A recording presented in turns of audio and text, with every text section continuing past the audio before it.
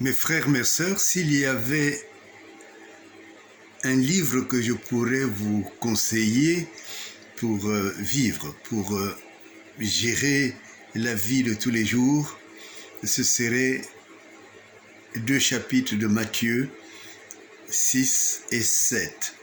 Et particulièrement là où il dit « Ne vous inquiétez de rien. Ne vous inquiétez pas pour votre vie, de ce que vous mangerez, ni pour votre corps, de quoi vous serez vêtus. » Et si vous regardez votre vie, l'honnêteté va vous obliger de dire que elle est plutôt remplie d'inquiétude.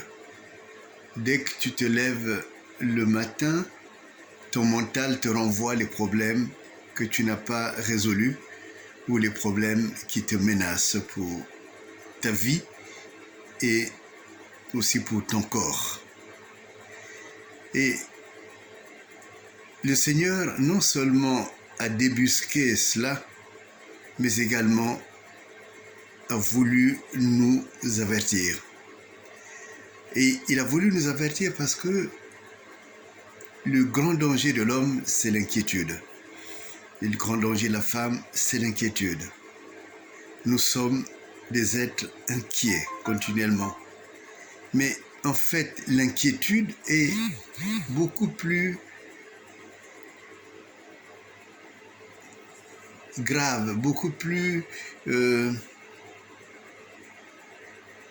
enracinée dans l'homme qu'on imagine. Parce que l'inquiétude vient manger ta foi. Et quand ta foi est mangée, en réalité, à ce moment vient d'être coupé le lien qui te relie à ton Père. Et ton Père qui est dans les cieux, c'est notre Dieu, qui est dans les cieux, mais qui est en toi. Et c'est comme quand tu coupes ton téléphone, celui qui est de l'autre côté ne peut même plus te joindre. Quand tu bloques le téléphone, celui qui est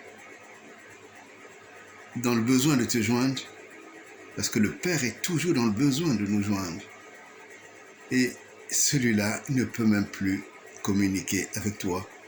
Alors, quoi qu'il t'arrive, il ne sait même plus comment te venir en aide. Et c'est pour cela que le Seigneur dit, en toute chose, faites connaître vos besoins à Dieu. Comme cela, lui, il anticipe. Lui, il sait ce dont tu as besoin. Et lui, il intervient avant même que tu ne saches exprimer ton propre besoin. Parce que ton besoin, en fait, il est pratiquement bipolaire. Ou c'est de quoi je serai mangé, pardon, de quoi je vais me nourrir, ou de quoi je vais me vêtir. Mais celui qui a préparé, celui qui sait ce dont tu as besoin pour vivre, pour manger, il a déjà su ce qu'il te faut. Tu es comme un invité, comme quand les apôtres avaient faim, après l'enlèvement du Seigneur, quand les apôtres avaient faim, toute la nuit, ils avaient péché, ils avaient tenté de pécher, tenté d'attraper des poissons, et ils n'ont rien attrapé. Mais quand le Seigneur les invite, quand ils arrivent au bord, le poisson qu'ils cherchaient est déjà prêt. Il est déjà un repas. Et il leur offre ce repas. Et nous sommes ces continuels invités de Dieu. Quand tu auras compris cela, mon frère, ma sœur, tu auras tout compris, et de la foi et de la vie. Parce que ne laisse pas les inquiétudes, comme on dit couramment, bouffer ta vie. Les inquiétudes bouffent la vie. Les inquiétudes rongent ta vie. Les inquiétudes conduisent même à la mort, alors que tu es appelé à vivre. Les inquiétudes détruisent, réduisent la personne, alors que tu es appelé à rayonner, à régner. Et ces inquiétudes-là, Jésus vient te dire, ne va pas dans ce chemin, parce qu'ils viennent enlever l'échelle qui te relie à ton Dieu, l'échelle qui relie le ciel à la terre. Et aujourd'hui seulement, et juste aujourd'hui, essaye de vivre en remettant toutes tes inquiétudes à Dieu. Faites connaître à Dieu tous vos besoins, nous dit le Seigneur. Et tu verras qu'avant même que tu n'ouvres les yeux, ce qui t'inquiétait est déjà devant toi. Il s'agit nullement de magie, il s'agit simplement du miracle de la vie de tous les jours.